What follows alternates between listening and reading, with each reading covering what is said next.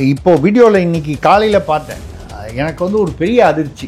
தாவேகாவை சேர்ந்த தொண்டர்கள் பேசுவது என்ன பேசுகிறார்கள்? சீமானை எங்கள் எல்லைக்குள் வந்தால் போட்டு தள்ளிடுவோம்.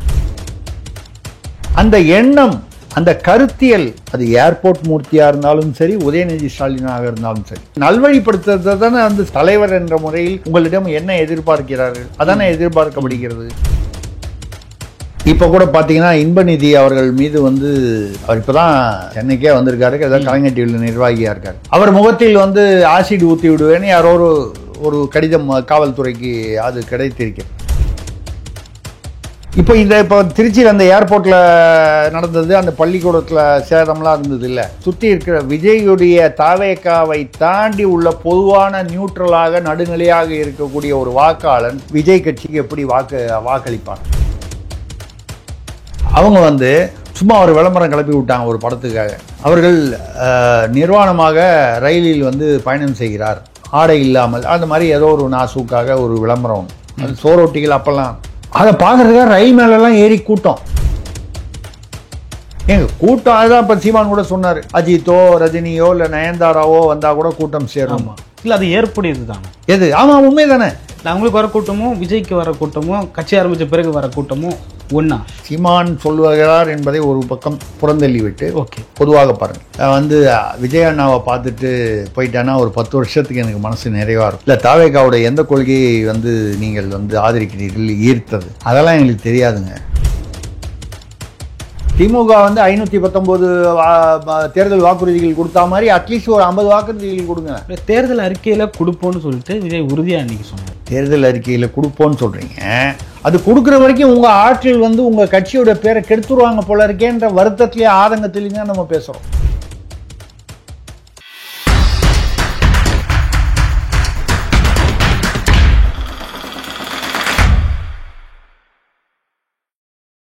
வணக்கம், நான் திருசக்தி சுந்தரராமன் பேசுகிறேன். தொடர்ந்து உங்கள்கிட்ட வள்ளுவம் சேனல் மூலமாக பேசிக்கொண்டிருக்கிறேன். நீங்களும் வந்து பார்த்து ரசித்து கொண்டிருக்கிறீர்கள். அதே சமயம் நீங்கள் எவ்வளவு ரசிக்கிறீங்க அப்படிங்கிறது வந்து எங்களுக்கு வந்து அதிக ஊக்கத்தை கொடுக்கும். அது இன்னும் எங்களுடைய முயற்சிகளை வெற்றிகரமாக்கும். அப்படின்னா என்ன செய்யணுன்னா, நீங்கள் தொடணும். சப்ஸ்கிரைப்னு இருக்குது பாருங்கள், அதை வந்து நீங்கள் வந்து அழுத்திட்டிங்கன்னா போதும். அதை எல்லோரும் தயவு பண்ணி அதை பண்ணிங்கன்னா தொட்டுவிட நமது உறவு தொடரும். கட்டாயம் மறந்துடாமல் வள்ளுவம் சேனலை சப்ஸ்கிரைப் பண்ணுங்கள். தொடர்ந்து பேசுவோம். தொடர்ந்து அதாவது ஜாலியாகவும் பேசுவோம், அறிவுபூர்வமாக, மக்களுக்கு உபயோகமாக, மக்களுடைய அந்த எண்ணத்தை பிரதிபலிக்கும் விதமாக தொடர்ந்து பேசி வருகிறோம், பேசுவோம். நீங்கள் தொட்டுவிட தொடரும். நன்றி. வள்ளுவம் நேயர்களுக்கு வணக்கம். அரசியல் பேசு நிகழ்ச்சிக்கு உங்களை வரவேற்பதில் மகிழ்ச்சி. இன்று நம்மோடு இணைந்திருக்கிறார் மூத்த பத்திரிகையாளர் ஐயா திருசக்தி அவர்கள். சார் வணக்கம். வணக்கம். இல்லை, அரசியலமைப்பை காக்க தான் நான் இங்கே இருக்கேன். எந்த அரசியல் அமைப்பை இதுவரை காத்தீர்கள்? அதிமுக காலத்தில் ஒரு வழக்கு போட்டீர்கள். அந்த வழக்கில் வந்து அவர் வில்சன் அவர்கள் தான் வந்து வாதிட்டார். திருமாவளவன் சார்பில், அதாவது விசிக சார்பில் நண்பர் பழனிமுத்து, அவர் எனக்கு தெரிந்தவர் தான். அவர் அங்கனூரை சேர்ந்த, திருமாவளவனுடைய அங்கனூரை சேர்ந்தவர். அவர் உயர்நீதிமன்ற வழக்கறிஞர். அவர் வாதிட்டார். வழக்கில் வந்து விசிக அதாவது கேட்டது கிடைக்கவில்லை, தள்ளுபடி செய்யப்பட்டது. ஏன்? நீங்கள் தான் சமூக நீதி காப்பதற்காக திமுக பக்கம் நிற்கிறீங்களே. வழக்கே இல்லாமல் வந்து வழக்கில் வந்து உங்களுக்கு எதிராக திமுக வந்து ஒரு நிலைப்பாடு எடுக்கிறது என்றால், அப்புறம் என்ன பண்ணார்? ஒரு 3 மாதம் பொறுத்தவங்க என்ன பண்ணாங்க, திருமாவளவனுடைய உறவினர், அவங்க பேர் மாலதி என்னமோ பேர், அவங்கள வந்து ஏதோ ஒரு சிறு பதவி, ஒரு ஒன்றும் பெரிய, அதாவது அடிஷ்னல் அட்வொகேட் ஜெனரல் அந்த மாதிரி பதவியெலாம் இல்லை, ஒரு ஏதோ ஒரு குறிப்பிட்ட மாவட்டத்தில் உள்ள ஒரு நீதிமன்றத்தில் உள்ள ஒரு பதவி. அது கொடுத்த உடனே அவங்கள கூட்டு வந்து முதல்வரை சந்திக்க வைத்தார். நான் செய்தேன், அவர்களுக்கு செய்தேன் என்று அவரிடம் காண்பித்துக் கொள்வதற்காக. ஆனால் பட்டியலின மக்களுக்கு என்ன செய்தீர்கள்? உங்கள் உறவினருக்கு செய்தீர்கள். அது செய்தது கூட நம்ம வந்து அது சரி, அட்லீஸ்ட் ஒருத்தருக்காவது செய்ய முடிஞ்சதுன்னா. ஆனால் ஒரு 10 பேருக்கு செய்ய முடிஞ்சதா அவங்களால? இல்லை, சமீபத்தில் வந்து கவினுடைய அப்பாவை கூட்டிகிட்டு போயிட்டு முதல்வர்கிட்ட காட்டார். எந்த கவின்? ஆணவ படுகொலை. எதுக்கு? இந்த வழக்க அந்த பிரச்சனையை வந்து அப்படியே அமுக்கி விடுவா? வேற என்ன காரணமாக இருக்க முடியும்? இல்லையா? நீங்கள் சமூக நீதிக்காக ஒன்று எதிர்த்து போராடணும், ஓகே, இல்லை அவர்களுடன் இணைந்து அந்த உறவை பயன்படுத்தி பட்டியலினத்துக்காக அடித்தட்டு மக்களுக்காக நன்மைகளை பெற்றுத்தர வேண்டும். ஓகே, உங்களுடைய சுயலாபத்திற்கு அரசியல் லாபங்களுக்காக பிற லாபங்களுக்காக நீங்கள் வந்து திமுக கூட்டணியில் இருந்துட்டு நான் வந்து அரசியல் அமைப்பை பாதுகாப்பதற்காகத்தான் நான் வந்து இருக்கேன் அப்படின்னு சொல்லி பேசுகிறதோ அப்படி சொல்லிக்கொள்வதோ உங்கள் செயல்பாடுகளில் அது அது வந்து எதிரொலிக்க வேண்டும், பிரதிபலிக்க வேண்டும். இல்லையே, அதுதான் நம்ம கேட்குறோம். நமக்கு இன்னும் திருமாவளவன் வந்து எதிரி அல்ல, அவருக்கு எதிர்ப்பான அந்த மாதிரி ஒரு எண்ணம் கருத்தியல் கிடையாது. உள்ளபடியே உங்களுக்கு சொல்லப்போனால் என்னுடைய மகன் திருமணத்திற்கு வந்திருந்தார். ஒரு நம்ம பத்திரிகையாளர்ன்ற முறையில் எல்லா கட்சியினரும் அழைத்திருந்தோம், வந்திருந்தார். அதற்கு நாங்கள் மகிழ்ச்சி அடைந்தோம். திருமாவளவன் அவர்கள் வந்தார், நேரில் வந்தார், நமக்கு மரியாதை கொடுத்து வந்தார். ஒரு பத்திரிகையாளர்னு நம்ம தமிழக அரசியல் பத்திரிகையுடைய அதிபருங்கிற முறையில் மரியாதை கொடுத்து வந்தார். அது எதுக்காக சொல்கிறேன்னா, இது வேறு அது வேறு. எனக்கு மிக நெருக்கமாக இருக்கக்கூடிய சில வந்து பல கட்சிகளிலும் இருக்கக்கூடிய நண்பர்கள் நட்பு முறையில் இப்போ திமுக கூட எனக்கு ஒரு குறைந்தபட்சம் ஒரு 5 அமைச்சர்களோடு ஒரு நெருக்கமான ஒரு அதாவது நட்பு இருந்தது. அதே அவர்களையே அவர்களுடைய இலாகாவில் துறையில் நடக்கும் தவறுகளுக்காக குறைபாடுகளுக்காக நான் விமர்சனம் செய்ய தவறவில்லை, பாஜக உட்பட.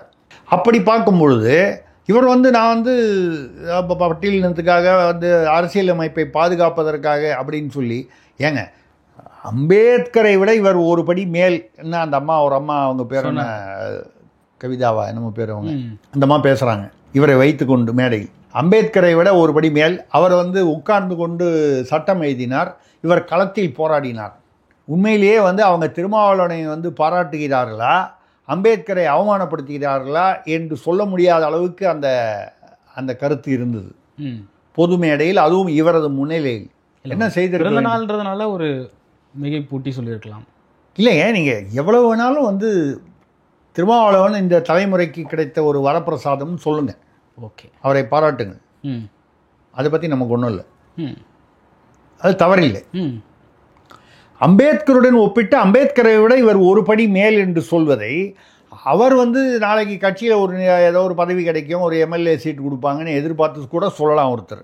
அது வழக்கமாக எல்லா கட்சியும் நடக்கிறது தான்.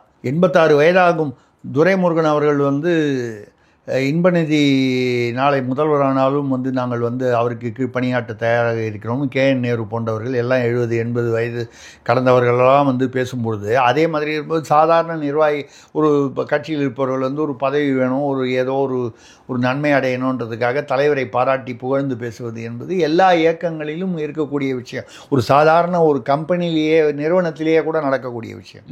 ஆனால் அப்படி ஒரு அம்பேத்கரை வந்து ஏதோ களப்போராளிய இல்லை, உட்கார்ந்து கொண்டு ஏதோ ஏசியில் அந்த அம்மா பேசுனது ஏசியில் உட்கார்ந்து கொண்டு எழுதவில்லை. அம்பேத்கர் இருந்தபோது ஏசியே இல்லை. ஆமாம், எதுக்கு? அப்போது நீங்கள் அதை கைதட்டி ரசித்து கொண்டிருந்தார் திருமாவளவன். அந்த அம்மா பேசுனதை நான் வந்து பெருசாக எடுத்துக்கல. அந்த அம்மா பேசுனதுனால அம்பேத்கருக்கு ஒன்றும் தாழ்வு ஏற்பட போவதில்லை. அம்பேத்கர் என்ற நிலையில்தான் இருக்கிறார், இந்தியா முழுக்க அறிந்த ஒரு தலைவர், அது இல்லை. ஆனால் நீங்கள் அதை இப்படி ரசிக்கிறீங்கன்னு சொன்னால் நாளைக்கு இன்னும் 10 பேர் அதே மாதிரி பேசுவான். யாரை? நீங்கள் ரோல் மாடலாக மிகவும் மதிப்பதாக சொல்லிக்கொள்ளும் அந்த அண்ணல் அம்பேத்கர் அவர்களை. அது சரியா? இப்படி பேசினா திரும்ப சந்தோஷப்படுவார், கைத்தட்டுவார் அப்படின்னு சொல்லி இன்னும் 10 பேர் பேசுவாங்க இந்த அம்மாவுக்கு போட்டியா. ஓகே, இதே மாதிரி. இது சரியா, முறையா?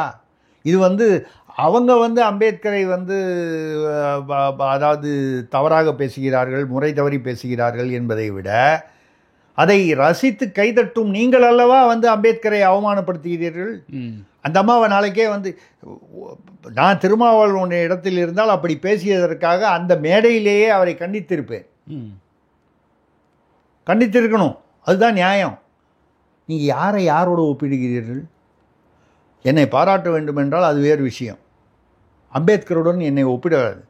ஏங்க நான் வந்து இப்போ வந்து அருமையாக பேசுகிறேன் அப்படின்றதுனால வந்து ஏதோ ஒரு 4 இடத்துல எனக்கு இவ்வளவு நேயர்கள் வந்து அதை பார்த்து சந்தோஷப்படுறாங்க, திருப்திப்படுறாங்க, பாராட்டுறாங்கன்றதுனால உடனே நான் வந்து என்னை ஒரு மகாத்மாவாக நினைத்து கொள்ள முடியுமா? நான் கூட தான் 3 கவிதை தொகுப்பு வெளியிட்டிருக்கேன், நான் எழுதின கவிதைப்பு. உடனே நான் வந்து யாராவது வந்து மேடையில் வந்து இந்த மகாகவி பாரதியை விட ஒருபடி மேல்னு சொன்னால் நானே வந்து காலில் இருக்கிறத கழட்டி அடிப்பேன். சொல்கிறது வந்து ஒரு அர்த்தத்தோடு சொல்லா, ஒரு சும்மா வந்து பாராட்டி என்னிடம் ஏதோ ஒரு காரியம் நடக்க வேண்டும் என்பதற்காக அப்போ உண்மையிலேயே எனக்கு கோபம் வரணும். ஏதோ ஒரு நன்மைக்காக எவ்வளவு பெரிய பொய்யை சொல்லுகிறார்கள், எவ்வளவு பெரிய தவறை செய்கிறார்கள், இந்த கோபம் வந்திருக்க வேண்டும். திருமாவளவனுக்கு வரவில்லையே. அதுக்கப்புறம் நான் வந்து நீங்கள் வந்து இதுக்கப்புறம் நீங்கள் அண்ணல் அம்பேத்கருடைய பெயரை நீங்கள் பயன்படுத்துவதற்கே நீங்கள் தகுதியற்றவராகி விடுகிறீர்களே, அதுதான் நம்மளுடைய கோபம். ஓகே, இயல்பான கோபம். சார், விஜய் அவர்கள் வந்து அவருடைய அரசியல் சுற்றுப்பயணத்தை தொடங்கியிருக்காரு. தொடங்கின காலகட்டத்திலிருந்து சீமான் அவர்கள் வந்து தொடர்ந்து விமர்சனம், அதாவது அந்த சுற்றுப்பயணம் ஆரம்பித்ததுலேருந்து இப்போ வரைக்கும் சுற்றுப்பயணம் முடிச்சுட்டாரு, அப்போ வரைக்கும் தொடர்ந்து விமர்சனத்தை வச்சுக்கிட்டே இருக்காரு. விஜய் சீமான் அந்த கடும் வாக்குவாதம் எதற்காக அப்படின்ற ஒரு கேள்வி. விஜய் புதிதாக கட்சி ஆரம்பித்திருக்கிறவர், அவருக்கு கூட்டம் கூடுகிறது. அந்த கூட்டம் வந்து அவருடைய ரசிகர் கூட்டம். அது ஆட்டோமேட்டிக்காக வந்து தாவேக்காவுடைய தொண்டர் கூட்டமாக மாறி வருகிறது, இல்லை மாறிவிட்டதுன்னு சொல்லலாம். அந்த ரசிகர்கள் ஆனால் அதில் வந்து அது பெரிய ஒரு பிரச்சனை என்னன்னு கேட்டால், அந்த கூட்டத்தை அடக்கி ஒரு சுய கட்டுப்பாட்டுடன் அதை வழிநடத்தக்கூடிய ஆளுமை விஜய்க்கு இருப்பதாக தெரியவில்லை. நான் வந்து ஏன் அதை சொல்கிறேன்னா, இங்கே சிவானந்தா சாலையில் நடந்த போதும் வந்து பார்த்தீங்கன்னா அந்த பேரிகேடெல்லாம் உடைச்சி போட்டு வந்தாங்க. இந்த அஜித்குமார் மரணத்துக்காக அவர் இது பண்ண போகுது. அப்புறம் இதில் வரும்பொழுதும் மதுரை மாநாட்டிலையும் வந்து பார்த்தீங்கன்னா 10,000 சேரை உடைச்சி அந்த இடத்தையே வந்து ஒரு பெரிய ரணகலமாக ஆக்கி விட்டு வந்தார். இப்பொழுது திருச்சி விமான நிலையத்தையும் வந்து அங்கே ஒரு பள்ளியையும் வந்து சேதப்படுத்தி பொது சொத்துக்களை சேதப்படுத்தினார் என்று மத்திய அரசை சேர்ந்த ஏர்போர்ட் அத்தாரிட்டிஸ் ஆஃப் இந்தியா வந்து இவரிடம் வந்து நஷ்டஈடு கோரும் அந்த ஒரு நிலைக்கு கொண்டு போகணும். அப்போ என்ன அர்த்தம்னால், கூட்டம் கூடுகிறது, ஆனால் கூட்டம் உங்கள் கண்ட்ரோலில் இல்லை. எம்ஜிஆருக்கு கூட இதே மாதிரி, இதை விட அப்போல்லாம் வந்து சமூக வலைதளங்களே இல்லாத காலம் 70கள். அந்த காலத்தில் பத்திரிகை மூலமாகவோ விளம்பரங்கள் மூலமாகவோ அப்போ வந்து சேனல்களும் இல்லை. தமிழ்நாட்டில் தனியார் சேனல்கள் வந்ததெல்லாம் 92க்கு அப்புறம், 93 சன் டிவி முதலாக வந்தது, அதுக்கப்புறம் மற்ற டிவிலாம் வந்தது. அது வரைக்கும் தூர்தர்ஷனை பொதிகை இன்னும் பின்னால் பெயர் வைக்கப்பட்ட தூர்தர்ஷனை தவிர வேறு கிடையாது. அப்போது அந்த மாதிரி காலகட்டத்தில் எம்ஜிஆருக்கு வந்து பிரம்மாண்டமான கூட்டங்கள் கூடின. அந்த கூட்டங்கள் கூடிய போது ஏதாவது ஒரு இதில் கொஞ்சம் சத்தம் அதிகமாக இருந்ததுன்னா எம்ஜிஆர் அப்படி நிமிர்ந்து அப்படி பார்த்தாருன்னா, அந்த கூலிங் கிளாஸோடு அப்படியே ஒரு நிமிர்ந்து கூட்டத்தை பார்த்தாருன்னா அப்படியே அடங்கி விடுவார். அந்த கட்டுப்பாட்டு ஆளுமை எம்ஜிஆர் அவர்களுக்கு, புரட்சி தலைவருக்கு இருந்தது. விஜய்க்கு அது இருக்கிறதா என்றால் கூட்டம் இருக்கிறது. இது வந்து 200 ரூபாய் கொடுத்து கூட்டு வந்த கூட்டம் இல்லை என்பதை நாம் ஏற்றுக்கொள்கிறோம். பணம் கொடுத்து வரவழைக்கப்பட்ட கூட்டம் அல்ல. ஆனால் இந்த கூட்டத்தை ஒரு கட்டுப்பாட்டில் வைக்கக்கூடிய ஆளுமை விஜயிடம் இல்லை என்பது என்னுடைய கருத்து. இப்போ அதெல்லாம் உடச்சி கிடச்சி அது ஒன்று பண்ணியிருக்காங்க. இவரும் வந்து என்ன கொள்கை சித்தாந்தம் இது வரைக்கும் பேசியிருக்காரு விஜய்? இல்லை, திமுகவை எதிர்க்கிறாரு, பாஜக இல்லை, பாசிச பாஜக, பாய்சன் திமுக, அதெல்லாம் பஞ்ச் டயலாக் கரெக்டாக இருக்கும். ஓகே, நீங்கள் முன்னால் பேசுனீங்க டாக்டர் ஏதோ ஒரு சர்க்கார் படத்துலையா 5 ரூபாய்க்கு ஒரு டாக்டர் ஏன் வந்து மருத்துவர்னா இவ்வளோ பெரிய செலவு பண்ணணும், 5 ரூபாய்க்கு மருத்துவம் பார்க்கலான்னு ஒரு எல்லாம் பேசுனீங்க. எப்படி பேசுனீங்க? ஒரு படத்துக்கு 100 கோடி ரூபா பணம் ஹீரோவாக நடிக்கிறதுக்கு பணம் வாங்கிட்டு டாக்டர்லாம் 5 ரூபாய்க்கு வைத்தியம் பண்ணணும்னு பேசுனீங்க. ஓகே, எவ்வளவு நியாயமாக இருக்குதுன்னு பொதுமக்களுக்கு புரியாமையாக இருக்கும். இப்போது மலையாள அம்மான்னு இருக்குது, AMMAன்னு நடிகர் சங்கம் மாதிரியாங்க. அவங்க வந்து முன்னால் 70 லட்சம் தான். மோகன்லால், மம்முட்டி போன்ற மெகா ஸ்டார்களுக்கே வந்து மேக்சிமம் வந்து அவங்களுக்கு வந்து படத்தில் நடிப்பதற்கு அவர்களுக்கு வந்து சம்பளம் வந்து 70 லட்சம்னு வச்சுருந்தாங்க. இப்போ ஏதோ 2 கோடியோ 3 கோடியோ. யாருக்கு? மோகன்லால், மம்முட்டிக்கு. மற்றவங்களாம் அதுக்கப்புறம் தான் வராங்க. தமிழ்நாட்டில் அதெல்லாம் கிடையாது. 100ங்கிறாங்க, 150ங்கிறாங்க, அதுக்கப்புறம் இந்த விநியோக உரிமைகள்ங்கிறாங்க. அதுக்கேற்ற மாதிரி இப்போ வர படங்கள்லாம் பார்த்தீங்கன்னா முன்னாலெல்லாம் 100 நாள் படம் ஓடும். பொதுவான திரைப்படங்கள், தமிழ் திரைப்படங்கள் நான் எடுத்துக்கிட்டிங்கன்னா 100 நாள் ஓடும். சந்திரலேகான்ற படம் 365 நாள்லாம் ஓடிச்சு. நான் சொல்லுது 1950களில், 40-50களில். அப்படி இப்போ வந்து இந்த 100 நாள், அதுக்கப்புறம் 50 நாள்லாம் ஓடிச்சு. அப்புறம் வெற்றிகரமான 20வது நாள் 25வது நாள்லாம் போஸ்டர் ஓட்டினாங்க. இப்போல்லாம் வந்து முதல் 2 வீக்கெண்டு, இந்த வார இறுதி நாட்கள், அந்த முதல் ஒரு 2 அல்லது 4, அதாவது அந்த ஒரு மாதத்திற்குள், அதுவும் முக்கியமாக முதல் 2 வீக்கெண்டு, இதில் என்ன கலெக்ஷன் வருதோ அதைத்தான் வந்து பெரிய அளவுக்கு அது எவ்வளோ தூரம் அதுக்கு ஒரு பில்டப் கொடுக்க முடிஞ்சோ பண்ணுறாங்க. அது எந்த படமாக, ரஜினி படமாக இருந்தாலும், விஜய், அஜித், யார் படமாக இருந்தாலும், பெரிய ஹீரோக்கள். இப்போ விஜய் என்ன பண்ணுறாருன்னா அதே பாணியில் தான் அரசியல் பண்ணுறார். அவர் என்ன சொல்கிறாரு, சனிக்கிழமை தான் இப்போ பொதுமக்களை மீட் பண்ணுவேங்கிறார். அக்டோபர் மாதம் மட்டும் அது என்னன்னு தெரியல, என்னமோ சனி ஞாயிறு 2 நாள் மீட் பண்ணுவேங்கிறார். பாக்கி 6 நாள் நீங்கள் அரசியல்வாதி இல்லையா? சனிக்கிழமை மட்டும் அரசியல்வாதியாக இருந்தால் இந்த பார்ட் டைம் பாலிட்டிக்ஸ் எதுக்கு? ஏன்னா இவங்களுக்கு அதை மைண்டில் வந்து அந்த சினிமா மாதிரியே தான். இந்த முதல் வீக்கெண்டு அதை ஸ்பெஷல் ஷோ போட்டு காலையில் 4 மணிக்கு ஒரு ஷோ போட்டு எவ்வளவு மேக்சிமம் வசூல் பண்ண முடியும்? இதுதானே இந்த சினிமாவுடைய, தமிழ் சினிமா இன்றைக்கி அப்படி தானே இருக்குது. அதே தாரக மந்திரத்தை தான் அரசியலிலும் கடைபிடிக்கிறார். சனிக்கிழமை தான் நான் வந்து மக்களை மீட் பண்ணுவேன். மற்ற நாளில் அருண்ராஜ் சொல்கிறாரு, நிர்மல்குமார் போய் சேர்ந்திருக்கிற அவர் சொல்கிறாரு, மாணவர்கள், இளைஞர்களுடைய வாழ்க்கையை பாதிக்கக்கூடாது, மாணவர்கள் அரசியலுக்கே வரக்கூடாது, மாணவர் அணின்னு வச்சுருக்கீங்க. அவன் பள்ளி மாணவனும் வர்றான். ஏற்கனவே அரசியலில் வந்து அவர்களுக்கு அனுமதி இல்லை, அனுமதிக்கக்கூடாது என்ற ஒரு தார்மீக ஒரு இது இருக்கும் பொழுது இன்றைக்கி வந்து அவன் வந்து ஜாதி ரீதியாக பள்ளிகளில் வந்து அடித்து கொள்கிறார்கள்.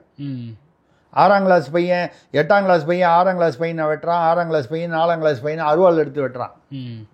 சாதி ரீதியாக பிரச்சனைகள் இல்லை வந்து இந்த கஞ்சா போன்ற மற்ற விஷயங்களால் வருது. இன்னும் வந்து நீங்கள் வந்து அரசியலையும் வந்து ஒரு காலத்தில் வந்து கல்லூரிகளில் அரசியல் இருந்ததே வந்து கண்டித்தவர் மூத்த அரசியல் காமராஜர்லாம் சொன்னார், கல்லூரி வளாகங்களில் வந்து அரசியல் வரக்கூடாது. இன்றைக்கி 6ஆம் கிளாஸ்லேயே நீங்கள் கொண்டு வந்துடுவீங்க போல இருக்கே. அப்போது நீங்கள் வீக்கெண்டு சினிமா எப்படி வந்து அந்த முதல் வீக்கெண்டில் வந்து கலெக்ஷன் தான் வந்து சினிமா 2 வீக்கெண்டில் மொத்தம் வந்து உடனே சொல்லிடுவாங்க 600 கோடி கலெக்ஷன், இது இந்தியாவிலேயே 2வது இடத்தை பிடித்தது போல். அதே டைப்பில் நீங்கள் அரசியல் பண்ணால் தாக்கு பிடிக்குமா? சனிக்கிழமை மட்டும் அரசியல் பண்ணுறீங்க, சனி ஞாயிறு மட்டும்தான் அரசியல், பாக்கி 6 நாள் நீங்கள் என்ன பண்ண போகிறீங்க? நீங்கள் அரசியலில் ஈடுபட்டால், முழு நேரமும் அரசியலில் ஈடுபட்டால் தான் அரசியல்வாதி. நீங்கள் இன்னும் நடிகனாகவே இருக்கு. ஸோ இது ஒரு பக்கம். எனக்கு மிக வன்முறையில் இப்போது ஒரு உதாரணம் எடுத்துக்கிட்டிங்கன்னா, பாமக, பாட்டாளி மக்கள் கட்சி 35 வருடங்களாக வன்னியர் சங்கத்திலிருந்து கட்சியாக அரசியல் இயக்கமாக மாறியது, தேர்தல் அரசியல். ஏன் வந்து அன்புமணியே வருத்தப்படுறாரு, 35 வருஷமாக நாங்கள் வந்து அரசியலில் இருக்கோம், பாடுபடுகிறோம், உழைக்கிறோம், ஆனால் ஆட்சிக்கு வர முடியவில்லை. ஏன் வர முடியவில்லை? ஏன்னா முதல்ல வரும்போது மரத்தெல்லாம் வெட்டி நடு ரோட்டில் போட்டு போராட்டங்கள் செய்யும் பொழுது மக்கள் மத்தியில் இவர்கள் வன்முறையை தூண்டும், வன்முறையில் ஈடுபடும் ஒரு கட்சி என்ற ஒரு பிம்பம், ஒரு இமேஜ் ஏற்பட்டு விட்டது. 35 வருஷமாக அந்த இமேஜை மாற்ற முடியல. இத்தனைக்கும் அவர்கள் நிழல் பட்ஜெட்டுன்னு போடுறாங்க, பூரண மதுவிலக்குக்காக அன்றிலிருந்து இன்று வரை குரல் கொடுத்து கொண்டிருக்கிறார்கள். இதெல்லாம் தாண்டி அந்த ஆரம்ப கட்ட இமேஜை வந்து மக்கள் மனதில் இருந்து அழிக்க முடியவில்லை. 35 வருஷம் ஆச்சு. இன்றைக்கி விஜய் அதே தவறை செய்கிறார். எதை பார்த்தாலும் அடித்து உடைக்கிறது, கும்பலில் ஏறி குதிக்கிறது. நீங்கள் இல்லை, தமிழ்நாட்டு இளைஞர்கள் அப்படி தான் இருக்காங்க, அப்படிலாம் சொல்லாதீங்க. இப்போது திருப்பரங்குன்றத்தில் மாநாடு நடந்தது, ஆன்மீக மாநாடு. அங்கேயும் இதே இளைஞர் ஆன்மீகத்துக்குன்னு தனியாகவா இருக்காங்க, இதே இளைஞர்கள் தானே. பார்த்தீங்கன்னா அந்த இதெல்லாம் அந்த முருகனுக்காக வந்து அழகு கூத்திட்டு வர்றாங்களாம் இளைஞர்கள் தான் வராங்க. யாரும் வயதானவர்கள் இல்லை, அதில் இளைஞர்கள் தான். தீ மிதிக்கிறவங்க அந்த நம்பிக்கையில் வந்து இருக்கு இல்லை, அதெல்லாம் தாண்டி இளைஞர்கள். அதே இளைஞர்கள் அங்கே வந்து ஒழுக்கத்துடனும் சுய கட்டுப்பாட்டுடனும் இருக்கிறார்கள். இப்போ சீமானுடைய கட்சி, நாம் தமிழர் கட்சி, ஒரு மாநாடு நடந்தால் அது முடிஞ்ச உடனே எல்லாத்தையும் எடுத்து சேர்லாம் அடித்து வச்சு, திமுகவில் வந்து அந்த பிரச்சனை இல்லை, அவன் உடைக்க மாட்டான், தலை தூக்கி வச்சுட்டு வீட்டுக்கு எடுத்துகிட்டு போயிடுவான். ஓகே, ஸோ பிரச்சனையே இல்லை. 200 ரூபா கொடுத்தாலும் கொடுக்கலானோ அது போடுவான், வாழைத்தாரெலாம் எடுத்துகிட்டு போயிடுவான், அதெல்லாம் எடுத்துகிட்டு போயிடுவான், சாப்பாடுக்கு பிறந்தா எடுத்துகிட்டு போயிடுவான். இவர்கள் நான் எடுத்துகிட்டு போனால் ரைட்டுன்னு சொல்லலை, அது வேறு விதமான திராவிட மாடல். அது இவங்க அடித்து உடச்சி வன்முறையில் ஈடுபடுகிறார்கள். இப்போது வீடியோவில் இன்றைக்கி காலையில் பார்த்தேன், எனக்கு வந்து ஒரு பெரிய அதிர்ச்சி. தாவேகாவை சேர்ந்த தொண்டர்கள், பெரிய நிர்வாகிகள் இல்லை, தொண்டர்கள் தானா கூட பேசுவது என்ன பேசுகிறார்கள்? திருச்சி மாநாட்டில், இப்போ திருச்சி அந்த சந்திப்பில், சீமானை எங்கள் எல்லைக்குள் வந்தால் போட்டு தள்ளிடுவோம், இதே மாதிரி தான் அந்த மதுரை திருப்பரம் அந்த மதுரை மாநாட்டில் பேசும்போது உதயநிதி ஸ்டாலின் வந்து தைரியம் இருந்தால் வந்தால் அவரை வந்து போட்டு தள்ளுவோன்னு பேசுனாங்க. உதயநிதி ஸ்டாலின் திமுகவோடு எனக்கு வந்து கருத்து மாறுபாடுகள் எவ்வளோ வேணாலும் இருக்கலாம். ஆனால் எந்த ஒரு தலைவரையோ ஒரு அரசியல்வாதியையோ, அது ஏர்போர்ட் மூர்த்தியாக இருந்தாலும் சரி, உதயநிதி ஸ்டாலினாக இருந்தாலும் சரி, அப்படி வந்து வன்முறையாக அதாவது அரசியல் வன்மத்துடன் அவரை போட்டு தள்ளிடுவோன்னா, தள்ள முடியுமா இல்லையா, பாதுகாப்பு அதெல்லாம் விட்டுருங்க. அந்த எண்ணம், அந்த கருத்தியல் எதை நோக்கி நீங்கள் அதுக்கப்புறம் நீங்கள் இளைஞர்களை வந்து நீங்கள் நல்வழிப்படுத்துறது தானே அந்த அதுதானே உங்களிடம் ஒரு தலைவர் என்ற முறையில் உங்களிடம் என்ன எதிர்பார்க்கிறார்கள், அதானே எதிர்பார்க்கப்படுகிறது. இப்படிப்பட்ட தொண்டர்களை வந்து நீங்கள் வழி நடத்துறதுக்கு இது என்ன கட்டமைப்பு? அப்போ என்னன்னா, இந்த கட்டமைப்பு இல்லாமல் இந்த அதாவது காட்டாறு போன்ற ஒரு வெள்ளம் வந்ததுனால் அந்த காட்டாறு வந்து ஆஹா பிரம்மாண்டமாக இருக்கிறது காட்டாறு என்று மகிழ்வதற்கு ஒன்றுமே இல்லை. காட்டாறு அபாயகரமானது, ஊருக்குள் பூந்து ஊரை நாசம் செய்துவிடும். அந்த அளவில் இப்போ கூட பார்த்தீங்கன்னா இன்பநிதி அவர்கள் மீது வந்து அவர் இப்போ தான் சென்னைக்கே வந்திருக்காரு, ஏதாவது கலைஞர் டிவியில் நிர்வாகியாக இருக்கார். அவர் முகத்தில் வந்து ஆசிட் ஊற்றி விடுவேன்னு யாரோ ஒரு கடிதம் காவல்துறைக்கு அது கிடைத்திருக்கிறது. தாவக்கே இல்லை, தவேக்கான்னு அதில் போடல, ஏதோ ஒரு இஸ்லாமியரோட பெயர் இருக்குது. அநேகமாக அது புனையப்பட்ட பெயராக இருக்கலாம். யாரும் ஒரிஜினல் பேரோட தைரியமாக போட மாட்டான். ஏதோ ஒரு பேரை போடுவான். அட்லீஸ்ட் ஏற்று வீட்டுக்காரனை பிடிக்கலன்னா அவன் பேரை போட்டுருவான்னு வைங்க. ஓகே, அதில் போட்டு எழிலன் நாகநாதன் எம்எல்ஏ இருக்கிற ஆயிரம்லுக்கு எம்எல்ஏ, அவரை வந்து திமுக தலைவராக போனால் அவரும் கட்டாயம் இதுக்கு சம்மந்தப்பட்டிருக்க மாட்டார். இப்படி ஒரு கடிதம் அவர் சம்மந்தப்பட்டு எதுனாலும் சொன்னால் மறுநாளே அவர் தூக்கிடுவாங்க. அவ்வளவு நாகநாதன் அவர்கள் சென்னை பல்கலைக்கழகத்தில் பேராசிரியராக இருந்தவர், கலைஞருடன் நெருங்கிய நட்பில் இருந்தவர், தினமும் வாக்கிங் போவார், அவருக்கு ஆலோசகர் என்று சொல்லப்பட்டவர். அதில் காரணம் என்ன சொல்லுவாங்கன்னா குடும்ப அரசியல். அப்படி பார்க்க போனால் திட்டக்குழு தலைவராக இருந்தவர் நாகநாதன், அவருடைய மகன் வந்து இப்போ எம்எல்ஏ இருக்கார், அதுவும் தான் வாரிசு அரசியல். அதை விட்டுருவோம். இதெல்லாம் தாண்டி வாரிசு அரசியல் எல்லா மாநிலங்கள்லையும் இருக்குது, பல கட்சிகளில் இருக்குது. திமுகவில் மட்டும்தான் இருக்குன்னு நம்ம சொல்லலை. சில கட்சிகளில் இருக்குது, பல கட்சிகளில் இருக்குது, சில கட்சிகளில் இல்லை, அது வேறு விஷயம். ஆனால் இப்படிப்பட்ட அந்த வன்முறையை அது யார் அதை செய்திருந்தாலும் இன்பநிதி மூஞ்சியில் ஆசிட் ஊற்றுவேன்னா அவர் என்னையா பண்ணார்? நாளைக்கு அவர் தான் இளைஞரணி தலைவராக வருவார், செயலாளராக வருவார், பின்னால் அவர் முதலமைச்சராக வருவார். அது வரும்போது பாருங்கள், பிடிக்கலன்னா அன்றைக்கி வந்து ஏற்று ஓட்டு போடுங்க, அவ்வளோதானே. ஓகே சார், தாவக கூட்டத்தில் பேசினது சின்ன பையனோட அந்த வார்த்தை வந்து நம்ம இவ்வளோ சீரியஸாக அணுக வேண்டிய அவசியம் இருக்குங்களா? இல்லை, அதை நீங்கள் வந்து சின்ன பையனோட வார்த்தை அப்படின்லாம் நினைக்காதீங்க. அந்த தொண்டர்களை சரியான முறையில் வழி நடத்த வேண்டும். இது ஏன் தாவேக்கால மட்டும் நடக்குது? அதுக்கு பதில் சொல்லுங்க. ஓகே, இல்லையா? இதுவே வந்து எல்லா கட்சிகளையும் நடக்குதா? இல்லை. நாம் தமிழர்களில் நடந்திருக்கா? இல்லை. நாம் தமிழரில் கருத்து வேற்றுமை வந்து நிறைய பேர் வெளியில் போயிருக்காங்க, அதெல்லாம் நம்ம இல்லைன்னு சொல்லலை. அது கருத்து வேற்றுமை வெளியில் போகிறாங்க. பட்டு அவரை கொண்டுடுவேன், இவரை போட்டு தள்ளிடுவோம் அப்படிங்கிறது இது விஜய் காதுக்கு எட்டியதான்னா பொதுமக்களுக்கு தெரியும் போது விஜய்க்கு அது தெரியணும். அது தெரிஞ்சாதான் தலைவர்.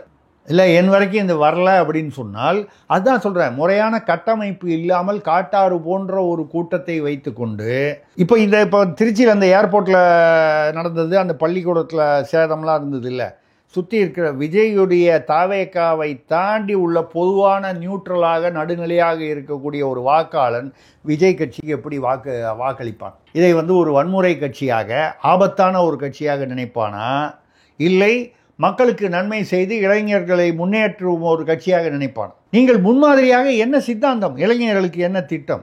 ஐயா பாஜக பாசிசமா? ரைட்டு, அது உங்களுடைய கருத்து. திமுக பாய்சனா? அது உங்களுடைய கருத்து. சில விஷயங்களில் இது சரியாக இருக்கலாம், அது சரியாக இருக்கலாம், இல்லாமல் இருக்கலாம். கருத்து வேறுபாடு என்பது அவரவர்களுடைய உரிமை. என்ன சித்தாந்தம்? இளைஞர்களுக்கு நீங்கள் என்ன செய்வீர்கள்? நாங்கள் எது சாத்தியமோ அதை மட்டும்தான் செய்வோம். அதான் அந்த சாத்தியம் என்னங்கிறதான் கேட்குறோம். நீங்கள் திமுக வந்து 519 தேர்தல் வாக்குறுதிகள் கொடுத்தா மாதிரி அட்லீஸ்ட் ஒரு 50 வாக்குறுதிகள் கொடுங்க. தேர்தல் அறிக்கையில் கொடுப்போன்னு சொல்லிட்டு விஜய் உறுதியாக அன்றைக்கி சொன்னார். தேர்தல் அறிக்கையில் கொடுப்போன்னு சொல்கிறீங்க, அது கொடுக்குற வரைக்கும் உங்கள் ஆட்கள் வந்து உங்கள் கட்சியோட பேரை கெடுத்துருவாங்க போல இருக்கேன்ற வருத்தத்திலேயே ஆதங்கத்திலேயும் தான் நம்ம பேசுகிறோம். சிவானந்த சாலையில் சேதப்படுத்தப்பட்ட பொருட்களுக்கு நாங்களே நஷ்டஈடு கொடுக்குறோன்னு தாவேக்கா அன்றைய நாட்களில் சொல்லிச்சு. பெருமையாது? இப்போ நான் சொல்கிறேன், தப்பாக நினைக்காதீங்க. நீங்கள் ஏதோ கேள்வி கேட்குறீங்க, எனக்கு கோவம் வந்துச்சு, உங்கள் கேமராலாம் அடித்து உடச்சிடுறேன். ஓகே. போகும்போது இந்த கேமராலாம் எவ்வளோங்க காசு, நான் காசு கொடுத்துட்றேன்னு சொன்னேன். என்னை பற்றி உங்களுடைய மரியாதை எப்படி இருக்கும்? ஓகே. நல்ல மனுஷன், கேமராவை உடைச்சாரு, ஆனால் ₹1 மேலே போட்டு கொடுத்துட்டாருன்னு சொல்லுவீங்களா? அடுத்த தடவை என்னை உள்ளே விடுவீங்களா? ஓகே. எனக்கு மரியாதை தருவீர்களா? இதாங்க நான் கேட்குறது. ஒரு உதாரணமாக தான் அது சொல்கிறேன், பயப்படாதீங்க, நான் ஒன்றும் உடைக்க மாட்டேன். ஓகே. இல்லையே, யதார்த்தம் அதுதானே. நாங்கள் சேதப்படுத்தியதையும் நாங்கள் பணம் கொடுத்துருவோம் அப்படின்னு சொன்னால், அப்போ நீங்கள் யாரை வேணாலும் என்ன வேணாலும் டேமேஜ் பண்ணி பணத்தை கொடுத்துருவீங்க. அப்போ திமுகவுக்கு உங்களுக்கு என்ன வித்தியாசம்?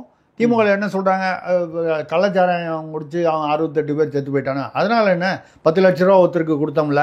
அப்போ எந்த திமுகவை நீங்கள் பாய்சன் என்று சொல்கிறீர்களோ, மக்கள் உங்களை பாயசம் என்று நினைத்து கொண்டிருக்கிறார்கள். அப்போ நீங்களும் அந்த பாய்சன் தான். அது ஒரு கலரில் ஒரு பாய்சன், இது வேற ஒரு கலரில் உள்ள ஒரு பாய்சன் என்று தானே நீங்கள் நிரூபிக்கிறீர்கள். சேதப்படுத்துவதை பணம் கொடுத்துட்றோன்னு யார் வேணாலும் சேதப்படுத்துவதற்கு உங்களுக்கு அந்த உரிமையை யார் தந்தது? பொது சொத்தை சேதப்படுத்துவதற்கான உரிமையை உங்களுக்கு யார் தந்தது? விஜய் தான் போய் சேதப்படுத்தினார் நம்ம சொல்லலை. அதற்கான உரிய கட்டமைப்பு வைத்து அவர்களை கட்டுப்படுத்த வேண்டும். அந்த கட்டுப்பாடு இல்லாத கூட்டம் என்றால் அது யாரை பாதிக்கும்னா, முதல்ல மக்களை பாதிக்குது. அரசியல் ரீதியாக யாரை பாதிக்கும்? விஜயை தான் பாதிக்கும். நான் கேமரா உடைக்கிற அந்த உதாரணத்தை மறுபடியும் சொல்ல வேண்டியிருக்கும். ஓகே. அந்த வகையில் விஜய் எச்சரிக்கையுடன் செயல்பட வேண்டும். இதே ரீதியில் அவர் அரசியல் செய்தால் அது அவருக்கே பாதகமாக முடியும் என்ற ஆதங்கத்தில் தான் சொல்கிறோமே தவிர, விஜய்க்கு எதிரான கருத்து, விஜய் வளரக்கூடாது நம்ம நினைக்கல. அரசியலில் மாற்றங்கள் வர வேண்டும். ஒரே கட்சி தொடர்ந்து ஆட்சியில் இருப்பது இங்கே மட்டும் இல்லை, மத்தியிலும் சரி, அது ஆபத்தானது. ஏன்னா அவர்களுக்கு அந்த குளிர் விட்டு போய்விடும். மக்களை பற்றிய அந்த மக்களை மீறி நம்ம என்ன வேணாலும் பண்ணலான்ற ஒரு அசட்டு தைரியம் வந்துவிடும். நான் அது திமுகவாக இருந்தாலும் சொல்கிறேன், மத்தியில் ஆள்ற பாஜகவாக இருந்தாலும் சொல்கிறேன், வேறு மாநிலங்களில் இருக்கக்கூடிய எந்த கட்சியாக இருந்தாலும் சொல்கிறேன், மமதாவாக இருந்தாலும். கெஜ்ரிவாலுக்கு என்ன ஆனது? இலவசங்கள் கொடுத்தாரு, வாரி கொடுத்தாரு, 100 யூனிட் 200 யூனிட்னு. ஆனாலும் மக்கள் தோற்கடித்தார்கள். ஞாபகம் வைத்துக் கொள்ளுங்கள். இலவசங்கள் கொடுத்ததால் ஜெயிச்சிட முடியும் அப்படின்னு நினைக்காதீங்க. சமீபத்திய உதாரணம் கெஜ்ரிவால், ஆம் ஆத்மி கட்சி. அவ்வளவு இலவசங்களை வாரி வழங்கியும் பரிதாபகரமாக தோற்றார். சிறு தோல்வி இல்லை, மிகப்பெரிய தோல்வி. அப்போது மக்கள் ஏதோ ஏமாளிகள் என்றோ அவர்களை ஏமாற்றி விடலாம் என்றோ நினைப்பது தவறான விஷயம். நம்மை விடனா அரசியல்வாதிகளை விட மக்கள் புத்திசாலிகள். ஓகே. அவர்களுக்கு புரியும். அது அவர்களுக்கு புரிந்ததா புரியவில்லையா? திமுகவில் கருணாநிதி அவர்களே, கலைஞரே பலமுறை சொல்லியிருக்கிறாரே, நமக்கு லட்சக்கணக்கான திமுக கூட்டங்களுக்கு மக்கள் வந்தார்கள். அப்படி இருக்கும்போது எப்படி தோற்றோம்? தமிழ்நாட்டு மக்களை நம்ம நம்பவே முடியாது. கூட்டத்தை வைத்து எதையும் நம்பிடுவோம் அந்த அர்த்தத்தில் சொல்கிறார். கூட்டம் சேருவதனால் அது வெற்றியை தந்துவிடும் என்று நம்பிவிட முடியாது என்று கருணாநிதி அவர்களே சொல்லியிருக்கிறார், அனுபவத்தில் சொல்கிறார். ஓகே. இப்போ அதே தான் நம்ம விஜய்க்கும் சொல்கிறோம், இல்லை யாருக்குமே சொல்கிறோம். விஜய்க்கு தான் யாருக்குமே சொல்கிறோம், கூட்டம் சேருவதனால். கூட்டம் அதுதான் இப்போ சீமான் கூட சொன்னார், அஜித்தோ ரஜினியோ இல்லை நயன்தாராவோ வந்தால் கூட கூட்டம் சேரும். இல்லை, அது ஏற்புடையது தானே. எது? ஆமாம், உண்மை தானே. அவங்களுக்கு வர கூட்டமும் விஜய்க்கு வர கூட்டமும் கட்சி ஆரம்பித்த பிறகு வர கூட்டமும் ஒன்றா? ஒரு நடிகரை பார்க்க வேண்டும் என்ன, நீங்கள் அந்த வீடியோலாம் பாருங்கள். சீமான் சொல்லுகிறார் என்பதை ஒரு பக்கம் புறந்தள்ளி விட்டு ஓகே பொதுவாக பாருங்கள். அதில் வரவங்க ஒரு பெண்மணி, ஒரு பெண், அவங்களாம் சொல்கிறாங்க, விஜய் அண்ணாவை பார்த்துட்டு போயிட்டானா ஒரு 10 வருஷத்துக்கு எனக்கு மனசு நிறைவாக இருக்கும். இல்லை தாவேகாவோட எந்த கொள்கையை நீங்கள் ஆதரிக்கிறீர்கள் ஈர்த்தது, அதெல்லாம் எங்களுக்கு தெரியாதுங்க. அந்த ஒரு பெண் சொன்னதுனால அது தாவேகா அப்படின்னு நான் சொல்லலை. இது மாதிரி பல உதாரணங்கள் இருக்குது. கொள்கைக்காக சித்தாந்தத்துக்காக இல்லாமல் விஜயை பார்க்க வேண்டும், அந்த முகத்தை தரிசிக்க வேண்டும் என்பது அப்படி இது ஒரு சாதாரண விஷயங்க. நான் கூட வேற ஒரு நிகழ்வில் கூட சொல்லியிருக்கேன். ஒரு சோப்பு விளம்பரத்தில் நான் நடித்தா நீங்கள் மக்கள் ஏற்றுக்கொள்வார்களா? கண்டிப்பாக ஏற்றுக்க மாட்டாங்க சார். ஏற்றுக்க மாட்டாங்க. ஒரு நடிகை, அழகான இளம் நடிகை அந்த சோப்பை உபயோகிக்கிறேன் என்று சொன்னால் மறுநாள்லேருந்து மற்ற சோப்பெல்லாம் தூக்கி எறிஞ்சிட்டு அந்த சோப், இது இயல்பானது தானே. இதில் யாருங்கிறது முக்கியம் இல்லை, முக்கியத்துவம் இல்லை. அப்போது அந்த சினிமா நடிகர்கள் ஏங்க ஏதோ இது வரைக்கும் மற்ற நடிகர்கள்லாம் அரசியல் ஆரம்பிக்கலையா? சிவாஜி கணேசன் அரசியலில் வந்து தோற்று போலையா? எஸ்எஸ்ஆர் வந்து கட்சி தனியாக ஆரம்பித்து தோற்று போலையா? எத்தனையோ பேர், டி ராஜேந்தர் அவர்கள் கட்சி ஆரம்பித்து தோற்று போலையா? இத்தனைக்கும் டி ராஜேந்தர் மிகவும் நேர்மையானவர் அப்படிங்கிற அவருக்கு எப்போதுமே ஒரு நல்ல பெயர் உண்டு. அதாவது சுய ஒழுக்கம் உள்ளவர், எந்தவித கெட்ட பழக்கங்களும் இல்லாதவர். அப்படிப்பட்டவர் வந்து அரசியலில் வந்து தாக்கு பிடிக்க முடியல. அப்போது அரசியலுக்கென்று சில விதிகள் உண்டு. அந்த விதிகள் வந்து கொஞ்சம் வித்தியாசமாக இருக்கலாம். அது மாதிரி கூட்டம் சேருவது என்றால், அந்த காலத்தில் அவங்க பேர் ருக்மணி தேவி நம்ம பேர், அவங்க வந்து ஒரு நடிகை. அப்பொழுது அவர்கள் கவர்ச்சி நடிகை. இப்போ உள்ள கவர்ச்சி நடிகை வேற, அப்போ இது வரைக்கும் போட்டிருந்தா கூட கொஞ்சம் டைட்டாக போட்டிருந்தா அது கவர்ச்சி நடிகைன்னு. ஓகே. அவங்க வந்து சும்மா ஒரு விளம்பரம் கிளப்பி விட்டாங்க ஒரு படத்துக்காக. அவர்கள் நிர்வாணமாக ரயிலில் வந்து பயணம் செய்கிறார், ஆடை இல்லாமல். அந்த மாதிரி ஏதோ ஒரு நாசூக்காக ஒரு விளம்பரம். அது சோரோட்டிகள் அப்போல்லாம் அதை பார்க்குறதுக்காக ரயில் மேலெல்லாம் ஏறி கூட்டம். அவர்கள் அப்படி வரவில்லை, சும்மா விளம்பரத்திற்காக ஏதோ ஒரு ஸ்டண்ட் அடித்து ஒரு படத்துடைய விளம்பரத்துக்காக வந்து அவர்கள் வந்து தோல் வடிவிலான ஒரு நிறத்திலான ஒரு ஆடையை அணிந்து கொண்டு தான் வந்தார். தவறில்லை. ஆனால் அப்போ அந்த கூட்டம் வந்து நாளைக்கு வந்து அவங்க அரசியல்வாதியான வந்து வந்திருக்குமா அப்படின்னு சொன்னால் இல்லையே. நடிகையாக இருந்த விஎன் ஜானகி அவர்கள் தான் எம்ஜிஆரின் மனைவியானார். எம்ஜிஆரின் மனைவியாக இருந்தாலும் அவர் இறந்த பின் வந்து அவரால் வந்து 13 நாட்களுக்கு மேலே அந்த ஆட்சியில் இருக்க முடியல. ஆரம் வீரப்பன் துணைக்கு இருந்தும் ஒரு பெரிய அரசியல் ஜாம்பவான் அவர் இருந்தும் அவரால் வர முடியல. ஆனால் ஜெயலலிதாவால் வர முடிஞ்சது. அப்போது அதாவது விஜய் வரமாட்டார் என்றோ வரக்கூடாது என்றோ சொல்லவில்லை. அவருக்கு சேரும் கூட்டத்தை அவர் நல்வழிப்படுத்தி முறைப்படுத்தி அதை நல்லபடியாக அரசியலில் பயன்படுத்தி கொள்ள வேண்டும் என்கிற ஆதங்கத்தில் நாம் சொல்கிறோமே தவிர, விஜய் அரசியல் வர யார் வேணாலும் வரலாம். ஓகே, யார் வேணாலும் வரலாம். அந்த வகையில் நம்ம வந்து விஜய்க்கு வந்து இதை வந்து ஒரு எச்சரிக்கையாக ஒரு ஆலோசனையாக சொல்கிறோமே தவிர, விஜய் வரக்கூடாது என்று நமக்கு நினைப்பில்லை. மாற்றங்கள் வர வேண்டும், புதிய கட்சிகள் வளர வேண்டும். எத்தனை நாள் ஒரே கட்சி 2 கட்சி மாறி மாறி இவர்களே இருப்பது? வேற மாற்றங்கள் வர வேண்டும். மாற்றங்கள் வந்தால்தான் அப்போ தான் மக்களுக்கு வந்து வித்தியாசம் தெரியும். ஓ, இவங்க இப்படி பண்ணுறாங்க, இவங்க இப்படி பண்ணுறாங்க. நீங்கள் சரியாக பண்ணலான்னா விஜயாக இருந்தாலும் சரி, சீமானாக இருந்தாலும் சரி, யாராக இருந்தாலும் சரி, மக்கள் ஒதுக்கி விடுவார்கள், புறந்தள்ளி விடுவார்கள். அந்த வகையில் விஜய் அவர்கள் இன்னும் எச்சரிக்கையாக ஒரு சுய கட்டுப்பாடுடைய கூட்டமாக தன்னுடைய தொண்டர்களை மாற்றி அதை நல்வழிப்படுத்தி, ஏங்க அந்த காலத்துலேருந்து சொன்னால் உடனே சங்கின்னு சொல்லிடுவாங்க. ஆர்எஸ்எஸ் வந்து எப்படி வந்து இவ்வளவு சுதந்திரத்திற்கு முன்னால் இருந்து இப்போவும் வந்து ஆர்எஸ்எஸ் வந்து ஒரு வலிமை மிகுந்த இயக்கமாக இருக்கிறது என்றால் அவர்களுடைய சுய கட்டுப்பாடு, ஒழுக்கம். அவங்க ட்ரில் வைக்கிறது மட்டும் இல்லாமல் அது அவர்களுக்கென்று சில ஒழுக்க கட்டுப்பாடுகள் வைத்திருக்கிறார்கள். அதில் யாராவது சிறு தவறு செய்தார்கள் என்றால் உடனடியாக நீக்கி விடுவார்கள். அப்போது ஏறத்தாழ 100 வருடங்களாக இருக்க ஆர்எஸ்எஸ் தாக்கு பிடித்தது என்றால் அதே நிலையில் தாக்கு பிடிக்கிறது. ஆர்எஸ்எஸ் உடைய ஏதோ ஒரு பிரதிபலிப்பு தானே பின்னால் ஜனசங்கமாக வந்து பாரதிய ஜனதா வந்தது. பாரதிய ஜனதா வந்ததுனால அதே ஒழுக்கம், ஆர்எஸ்எஸ்ஸில் இருக்கும் ஒழுக்கம் பாரதிய ஜனதாவில் எல்லோரிடமும் இருக்கிறது என்று சொல்ல முடியாது. பலரிடம் இருக்கிறது, சிலரிடம் இல்லாமலும் இருக்கிறது. அதெல்லாம் வந்து, ஆனால் அந்த இயக்கம் இவ்வளவு காலம் தாங்குவதற்கு காரணம் அந்த சுய ஒழுக்கம். அதை நாம் ஏற்றுக்கொள்ள வேண்டும்.